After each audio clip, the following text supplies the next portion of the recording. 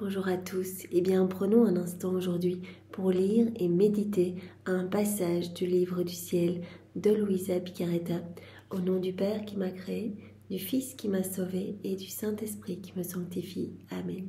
Jésus, nous nous immergeons en toi, dans ta divine volonté, dans cet acte unique et éternel de l'amour, cet acte incessant, primordial, continuel. Nous nous unissons à toi, nous nous identifions à toi, nous nous consumons en toi, nous fusionnons nos volontés dans la tienne. Et Jésus, eh bien, tu es le bienvenu dans nos cœurs. Nous t'y accueillons pour que tu y fasses ta demeure, que tu t'y installes définitivement avec ton Père, avec l'Esprit Saint, avec ton royaume, ton trône, tes actes divins, tes attributs divins. Oui Seigneur, viens vivre en nous, viens continuer ta vie en nous, que notre humanité, que nos humanités soient comme des extensions de ta propre humanité, des débordements de toi-même. Aussi Seigneur, utilise tout ce que nous sommes, viens et investis nos actes de ta présence, viens sanctifier chacun de nos pas, chacune de nos respirations, chacune de nos paroles, chacune de nos pensées, chacun de nos regards, chacun de nos souffles, chacun de nos battements de cœur. Que tout soit fait par toi, Jésus, que tout soit fait pour toi, pour ta gloire, celle de ton Père, celle de l'Esprit Saint, et que tout soit fait dans ta divine volonté. Oui, Seigneur, nous nous offrons totalement à toi. Nous désirons que nos vies soient des offrandes éternelles pour ta gloire, des sacrifices d'amour et de louange pour toi, Seigneur. Nous entendons réparer continuellement pour toutes les offenses qui te sont faites, qui sont faites à ta maman. Nous voulons à chacun de nos battements de cœur te dire Jésus, nous t'aimons, nous te louons, nous te bénissons, nous t'adorons, nous te remercions, nous te rendons gloire avec ta volonté à toi. Nous le faisons de tout notre cœur au nom de tous.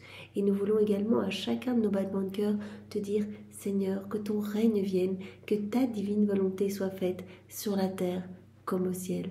Nous voulons également à chacun d'eux te recouvrir de l'amour de ta maman, de tous les actes qu'elle a accomplis dans la divine volonté depuis la seconde 1 de sa conception jusqu'à son assomption. Nous voulons également te recouvrir de tout l'amour du Père, l'amour de l'Esprit Saint, l'amour trinitaire. Nous voulons te recouvrir de tous les actes d'amour, Jésus, que tu as placés dans l'œuvre de la création, de tous les actes d'amour que tu as placés dans l'œuvre de la rédemption et de tous ceux que tu as placés dans l'œuvre de la sanctification. Nous voulons également te recouvrir de tous les actes d'amour de tous les hommes, de tous les saints, de tous les temps, depuis le premier acte d'amour qui a été fait pour toi, pour ta maman, jusqu'au dernier qui sera. Nous entendons tout récapituler, tout reprendre, tout plonger dans ta divine volonté pour tout sanctifier et te réoffrir cela continuellement. Et ce paquet d'amour, Jésus, nous te l'offrons non seulement à chacun de nos battements de cœur, mais également à chacun de nos battements de cils, à chacune de nos respirations, à chacun de nos pas, à chacun de nos mouvements externes et internes, mouvements de nos organes, mouvements de nos nerfs, mouvements d'absolument tout, Seigneur. Nous voulons te recouvrir à chaque instant de cet amour. Nous voulons également placer cet amour sur chaque élément de la création pour répondre à ton amour, puisque tout est manifestation de ton amour pour nous. Alors, Seigneur, nous voulons te dire que nous voyons ton amour et que nous voulons y répondre au nom de tous.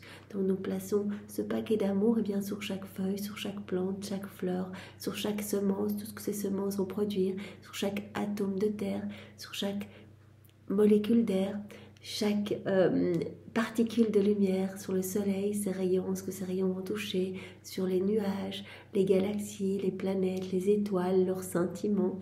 Nous voulons également placer cet amour sur chaque animal, insecte, bestiole, sur chaque poisson, dans chaque goutte d'eau, partout dans la mer, vraiment dans la force des vagues, dans la force du vent. Nous voulons recouvrir tout l'univers de notre amour pour toi. Nous voulons que tout résonne d'amour pour toi, Seigneur, pour que tu te sentes vraiment apaisé, que tu te sentes aimé de tous, Seigneur. Jésus, maintenant, je te demande de venir disposer tous nos cœurs pour que nous puissions accueillir cette nouvelle vérité que tu vas nous donner, cette nouvelle vie divine que tu sors de toi, que nous puissions l'accueillir, y penser, la digérer et la mettre en pratique pour que nos vies changent, que nos vies te glorifient chaque jour davantage. Merci Seigneur de nous donner ta sagesse, de nous donner ta compréhension, de nous entourer chacun de ta lumière, de nous donner ton cœur pour que vraiment nous ne passions pas à côté du trésor que tu veux nous donner aujourd'hui. Merci Seigneur, avec tes propres remerciements pour tout ce que tu nous as déjà donné, tout ce que tu vas nous donner aujourd'hui, ce que tu nous donneras demain. Merci pour ton amour infini pour chacun de nous. Merci pour ta miséricorde sans borne. Merci pour ta douce maman, voilà, que nous fêtons tout ce mois de mai. Merci parce qu'elle nous guide jour après jour à toi. Elle est à nos côtés et elle nous attend. Après chacune de nos chutes, elle nous prend dans ses bras d'amour. Elle nous recouvre de son manteau céleste pour nous ramener à notre juste place sur tes genoux dans ton cœur, Seigneur, pour que nous puissions tous être consumés, brûlés par les flammes de ton amour. Alors merci de nous avoir donné ta maman, Jésus. Et nous voulons vraiment te remercier avec tes remerciements à toi, au nom de tous ceux qui ne le font jamais, qui ne te remercient jamais, qui ne se soucient ni de toi ni de ta maman, et qui te tournent le dos, Seigneur, qui bafouent ton amour, et qui vraiment toutes ces âmes qui te font souffrir, Seigneur. Voilà, pardon au nom de tous, et nous t'aimons au nom de tous. Maintenant, Jésus, eh bien, je te demande de parler à travers ma bouche. Envoie sur chacun de nous ton Esprit Saint, que ce moment fait en union avec toi puisse avoir des retombées dans tous les cœurs. Viens, Esprit Saint, viens, par la puissante intercession du cœur immaculé de Marie, ton épouse bien-aimée. Viens, Esprit Saint, viens, par la puissante intercession du cœur immaculé de Marie, ton épouse bien-aimée. Viens, Esprit Saint, viens, par la puissante intercession du cœur immaculé de Marie, ton épouse bien-aimée. Alors le passage que nous allons méditer ensemble est celui du 26 novembre 1929. Nous sommes dans le volume 27 et c'est notre sœur Louisa qui parle. Les privations continuelles de mon doux Jésus me peinaient beaucoup. Louisa, elle souffre. Quand elle ne voit pas Jésus physiquement, elle souffre. Et Jésus lui a dit, mais ce que tu ressens là, c'est une peine en fait divine, c'est un martyre divin. En fait, c'est ce que je ressens face aux âmes. Les âmes qui ne veulent pas de moi, je voudrais les prendre dans mes bras, je voudrais être avec chacune d'elles, déverser mon amour, déverser des torrents de grâce, de bénédiction. Mais quand les âmes ne veulent pas de moi, qu'elles n'accueillent pas mon amour, je me sens asphyxiée, je me sens agonisant. Je voudrais déverser ces flots d'amour et je ne le peux pas et cela me brûle. Et donc je te partage une petite goutte de cet amer calice. Quand toi tu ne me vois pas, tu voudrais me prendre dans les bras, tu ne me vois pas, etc. Eh bien tu partages ce martyre que moi je ressens. Donc vraiment, seul ce martyre, eh bien, peut ramener des âmes qui s'arrachent de mon cœur pour aller se perdre. Eh bien, ces âmes peuvent être ramenées à moi par cette souffrance que tu vis en union avec moi. Sans lui, tout me manquait. Alors avec Jésus, tout est à moi, tout m'appartient. Il me semble que je suis dans la maison de Jésus, et lui, doucement, avec une gentillesse admirable, me dit « Tout ce qui est à moi est à toi ». On le sait, dans la divine volonté, eh bien, nous devenons propriétaires de tout. Voilà, Jésus nous remet à cette place de fils et de filles de Dieu, de propriétaires de tout le royaume. Et donc, voilà, c'est ce qu'il dit à Louisa tout le temps. Voilà, quand tu fais tes rondes, eh bien, en fait, c'est comme si tu parcourais, tu visitais tes appartements. Tout t'appartient, tu peux aller te servir, tu t'immerges dans ma volonté et tu peux aller prendre eh bien, chaque élément de la création pour prêter ta voix sur chacun d'eux, pour nous louer, nous bénir, nous adorer. Tu peux, bien sûr, aller te servir dans toute l'œuvre de la rédemption. Viens à mes côtés, reprends mes paroles, identifie-toi à moi, répète mes réparations. Répète mes prières, unis-toi à moi dans mes peines, dans mes souffrances. Tu peux reprendre mes larmes, mes souffrances, mon sang, les offrir au Père, eh bien comme présent pour que soient nettoyés les cœurs, ce qui résulte de la volonté humaine. Tu peux aller te servir eh bien, des souffrances de ma maman que tu peux également offrir.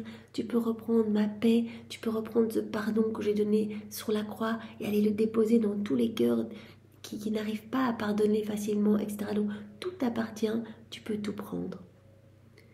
Tout ce qui est à moi est à toi. Mieux encore, je ne veux pas que tu me dises ton ciel, ton soleil, toutes tes choses créées. Tu dois plutôt me dire notre ciel, notre soleil, notre création. L'âme qui vit dans la divine volonté, eh bien, va se couler partout où la divine volonté opère et agit. Donc elle est coulée dans le soleil, donc elle travaille avec le soleil, elle agit avec la divine volonté qui est cachée dans les étoiles, etc., dans la mer, dans le vent, etc. Donc tu ne dois pas dire ton ciel, ton soleil, mais plutôt notre ciel, notre soleil, notre création. Tout t'appartient, nous dit Jésus à Louisa. En fait, dans ma divine volonté, tu créais avec moi. Et poursuivant ta vie en elle, tu t'offrais avec moi en la préservant. Donc voilà, Comme tout se retrouve, la divine volonté, c'est un acte unique et éternel d'amour. Il n'y a ni passé ni futur. Donc l'âme qui vit dans la divine volonté, eh bien, en fait, se trouvait avec Dieu en train de créer chaque élément. Et donc Jésus dit à Louisa, donc tu créais avec moi et poursuivant ta vie en elle, tu t'offrais avec moi en la préservant. Par conséquent, ma fille, tout est à toi, tout est à nous. Et si tu ne considères pas que ce qui est à moi t'appartient pleinement, tu te tiens comme à distance et tu montres que tu n'es pas une avec la famille céleste. Voilà, quand tu considères que ce sont mes choses et que ce ne sont pas les tiennes, eh bien c'est comme si tu te tenais à distance, que tu ne faisais pas un avec la famille céleste, que tu ne vis pas dans la maison de ton divin Père et tu briserais le lien familial avec ton Jésus. Donc vraiment c'est important de se rendre compte que voilà, quand on se plonge dans la divine volonté, il suffit de le vouloir. Jésus, je veux vivre dans ta divine volonté, et quelque part le tour est joué. Il vient opérer ce grand travail de purification de notre âme et il nous rend propriétaires de tout. Ainsi, sans lui, je me sens rejetée de sa famille, hors de sa maison. Oh, quel terrible et douloureux changement je ressens dans ma pauvre âme. Je me sens privée de celui qui seul peut me donner la vie.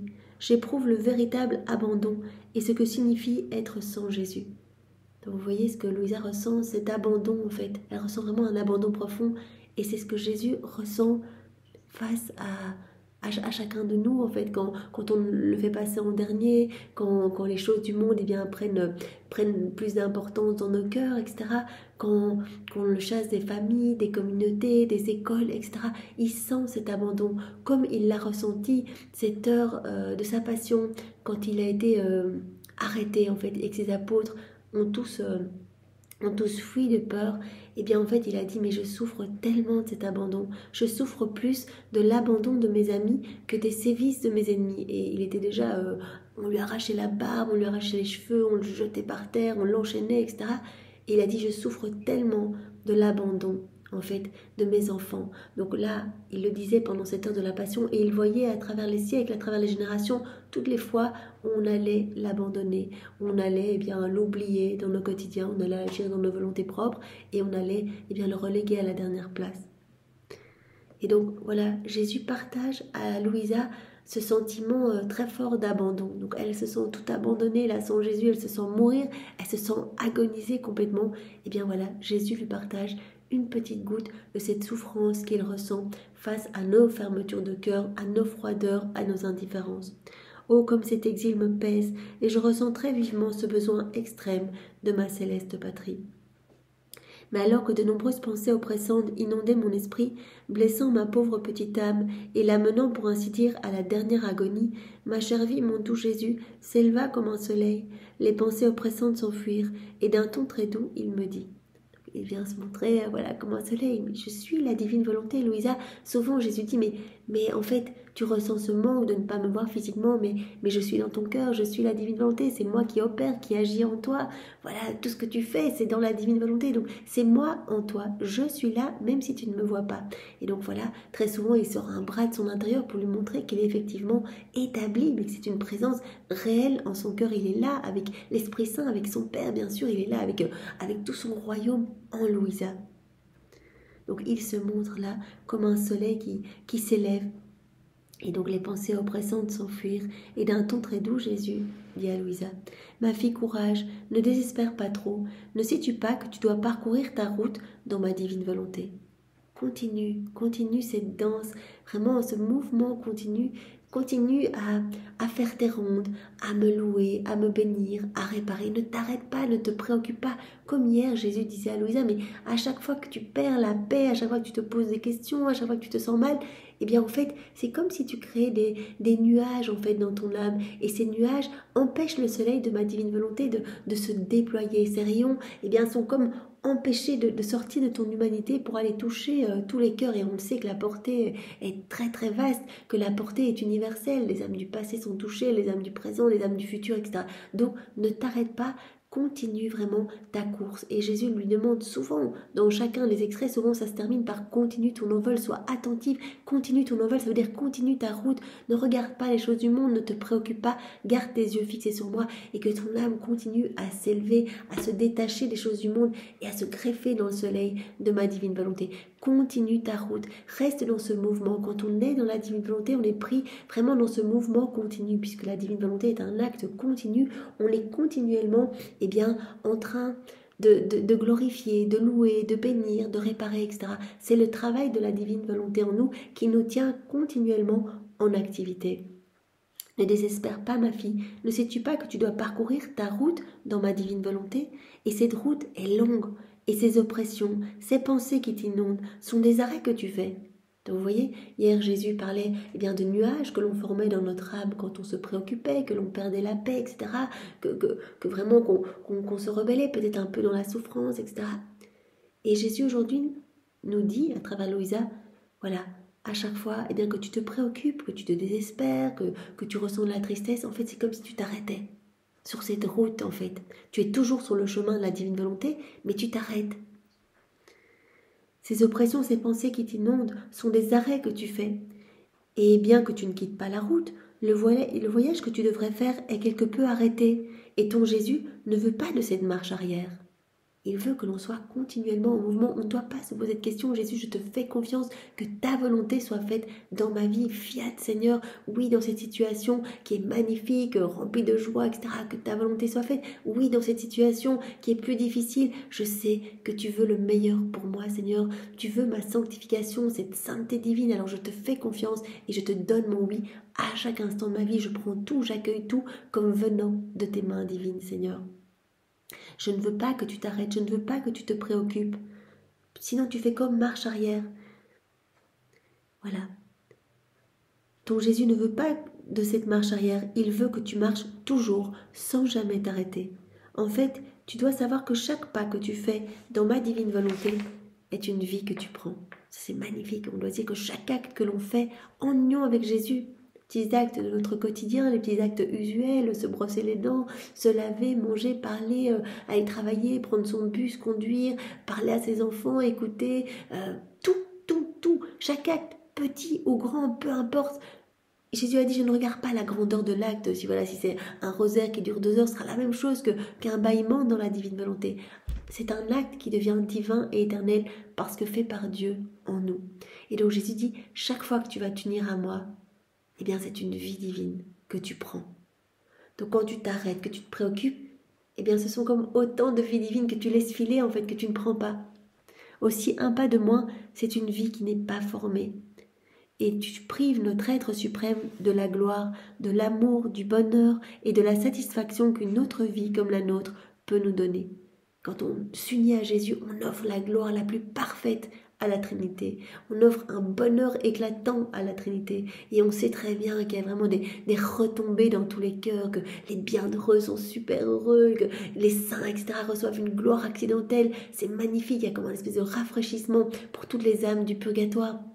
Rafraîchissement pour toute la création et que tous les cœurs reçoivent quelque chose. Donc il y a vraiment des âmes qui vont découvrir les écrits du ciel, d'autres qui vont se sanctifier, se purifier, s'embellir, etc. À chaque fois qu'on va s'unir avec Jésus. Des milliers d'âmes sont sauvées à chaque fois qu'on s'unit avec Jésus. Donc c'est une vie divine que l'on forme à chaque fois qu'on s'unit avec Jésus. Chaque acte est une vie divine. Et Jésus prononce la parole de la consécration sur notre âme. Donc chaque acte est une hostie. Vous voyez, dans un petit ciboire, 10 hosties, 10 actes, c'est la même chose. Donc c'est tellement magnifique et on offre une gloire parfaite à la Trinité. Voilà, c'est pour cela que Jésus disait souvent à Louisa, écoute, si tu voyais au niveau spirituel, comme c'est beau que chaque acte fait en union avec moi est un soleil irradiant, éternel, qui va réchauffer les cœurs, qui éclipse les ténèbres, qui recouvre la laideur du péché, etc. Si tu voyais cela, et ce qui s'opère dans ton cœur, parce qu'à chaque fois, je dilate ton cœur, je retire à chaque acte quelque chose de mauvais de ton âme, quelque chose résultant de ta volonté propre. Vraiment, je passe au broyeur ton âme pour qu'il ne reste rien d'humain. Et à chaque fois, je remplis ton âme de plus des choses du ciel. Donc ton âme devient de plus en plus belle. À chaque fois, je prononce mon fiat créateur et il y a de nouvelles créations, nouvelle floraison, nouvelle sainteté, nouvelle beauté. Donc ton âme devient de plus en plus sublime. J'élargis ton âme, je dilate ton âme et j'étends les frontières du royaume de ma divine volonté dans ton âme. Et tu travailles à l'avènement de mon royaume sur la terre. Donc si tu voyais ce qui se passe au niveau spirituel, quand tu fais un acte en union avec moi, bien tu aurais peur de t'arrêter, tu aurais peur d'en manquer un. Donc reste attentive, continue ta course, continue ta marche, reste tout le temps unie à moi. Tes actes préalables le matin, tes actes continuels durant la journée, que tout soit une occasion de me demander, cette union en fait, que tout soit une occasion de demander que s'établisse mon royaume sur la terre. Appelle-moi dans toutes tes actions. Voilà. Donc si tu t'arrêtes, c'est un pas de moins, c'est une vie qui n'est pas formée. En plus, quand on s'unit à Jésus, on alimente cette vie divine. Donc non seulement chaque acte est une vie divine, mais on alimente c'est la vie divine de la divine volonté en nous. Donc on va devenir de plus en plus amour, puisqu'on va se gorger des choses du ciel de plus en plus. Et vraiment, on va atteindre peut-être un jour ce 4e niveau de vie dans la divine volonté, où on sera pur amour, on sera comme d'autres Jésus sur la terre, des échos de Jésus, des images de la Trinité. Voilà, donc si tu t'arrêtes, un pas de moins, c'est une vie qui n'est pas formée et tu prives notre être suprême de la gloire, de l'amour, du bonheur et de la satisfaction qu'une autre vie comme la nôtre peut nous donner. Et si tu savais ce que signifie nous donner la gloire, l'amour, le bonheur de notre vie même, et en plus on répare, donc on apaise la justice divine comme on l'a vu hier avec... ce petit passage, ce petit message donné par Jésus à Léandre, on peut vraiment apaiser la justice en fait, puisque l'amour de Dieu va pouvoir se déverser pleinement dans notre cœur. En fait, quand on vit dans la divine volonté, on ouvre pleinement notre cœur et on accueille tout cet amour, on le voit, on est réceptif à tout cet amour et on y répond. Donc il y a cette harmonie d'amour, on répare pour tous ceux qui ne répondent pas et donc la justice peut se calmer. Et donc on atténue aussi tout ce qui doit se déverser. La justice, c'est quand l'amour de Dieu ne peut pas se déverser de manière facile, alors il va sortir sous forme de tribulation, sous forme de châtiment, etc. Donc quand on accueille tout cet amour, qu'on loue, qu'on bénit, etc., l'amour de Dieu trouve un exutoire en fait. L'amour de Dieu peut se déverser pleinement dans notre âme. Et donc la justice est apaisée.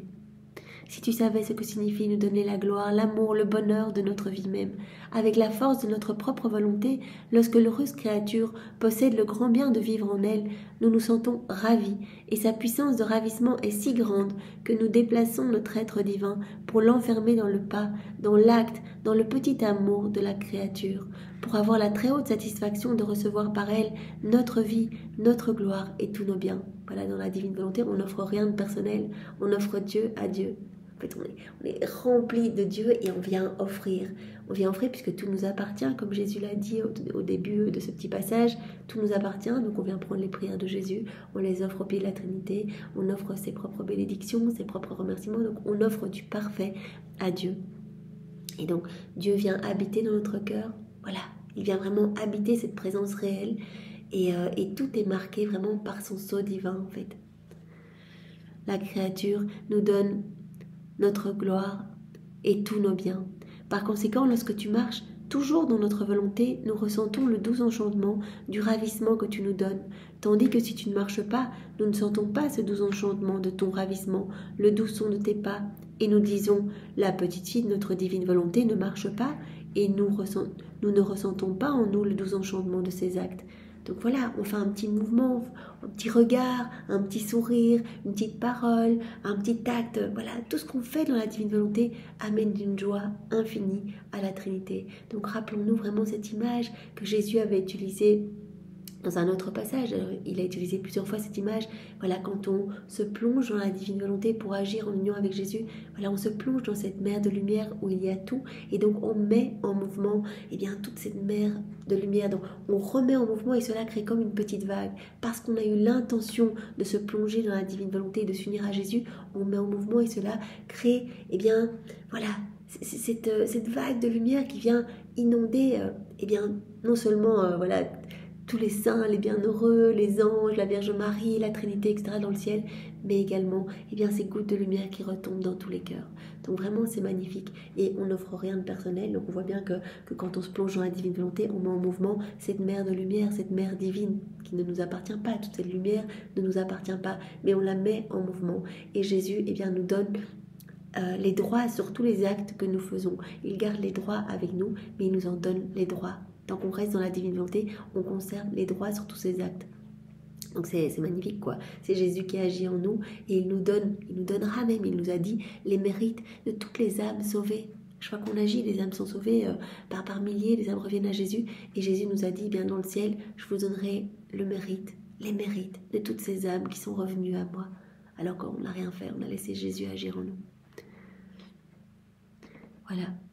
Donc quand tu t'arrêtes, quand tu te préoccupes, c'est comme si tu manquais de former toutes ces vies divines en fait. Tu t'arrêtes et alors Jésus dit à Louisa, on ne ressent plus ce doux enchantement, on ne ressent plus cette gloire, cette joie, vraiment cette fête dans le ciel, parce que c'est vraiment une fête quand une âme fait un acte dans la divine volonté. Maintenant nous prenons ce moment tous ensemble dans la divine volonté, il y a toute la cour céleste qui est à côté de chacun de nous en disant mais qui sont ces âmes qui s'unissent à Jésus?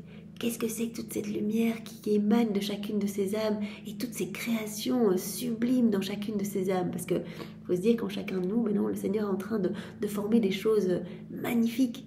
Et donc les saints en sont émerveillés, subjugués. Et donc quand tu t'arrêtes, quand tu te préoccupes, tu ne formes pas toutes ces vies divines. À ce moment-là, tu ne nous glorifies pas, on ne ressent pas le doux enchantement de chacun de tes pas, etc. Donc le ciel ne ressent pas cette fête. Et je te réprimande rapidement en te disant, fille, marche, ne t'arrête pas. Notre fiat est un mouvement continu et toi, tu dois le suivre. C'est pour cela que Jésus tout le temps dit à Louisa, continue ton envol, continue, ne t'arrête pas, ne te préoccupe pas, ne sois pas triste, garde la paix, reste unie à moi et vraiment continue, sois dans ce mouvement continuel de la divine volonté. Ne t'arrête pas, tu dois suivre tous les actes de la divine volonté. Tu dois donc savoir que c'est la grande différence entre celle qui vit dans notre divine volonté et celle qui, résignée et suivant les circonstances, fait notre divine volonté.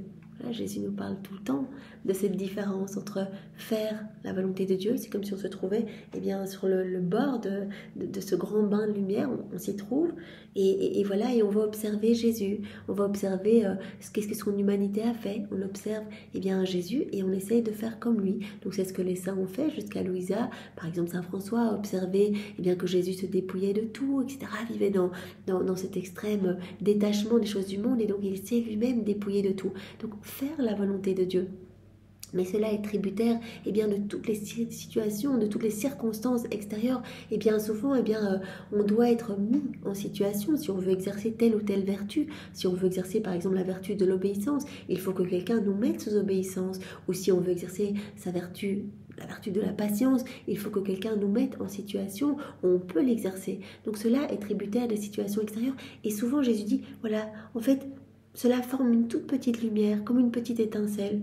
Une petite étoile, c'est déjà magnifique, cela glorifie déjà la Trinité, mais ce n'est rien comparé à l'âme vivante dans la divine volonté qui fait grandir cette vie divine, qui est remplie de divin en elle, puisqu'à chaque fois qu'elle s'unit à Jésus, elle fait grandir la vie de la divine volonté en elle, elle devient de plus en plus lumière, c'est Dieu qui agit à travers elle, et chaque acte est une vie divine qui forme un soleil, son Dieu, qui vraiment vient recouvrir tous les ténèbres ici-bas, etc.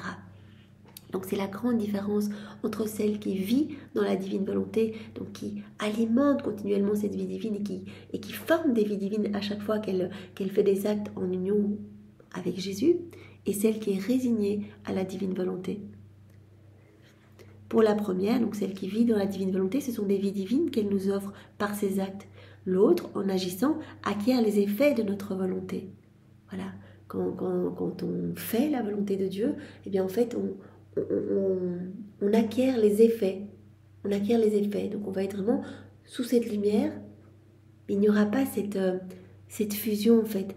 Il n'y aura pas cette fusion comme l'âme qui vit dans la divine volonté, qui est comme greffée dans le soleil, qui devient soleil en fait. C'est différent d'une âme qui se trouve comme bénéficiant des effets du soleil.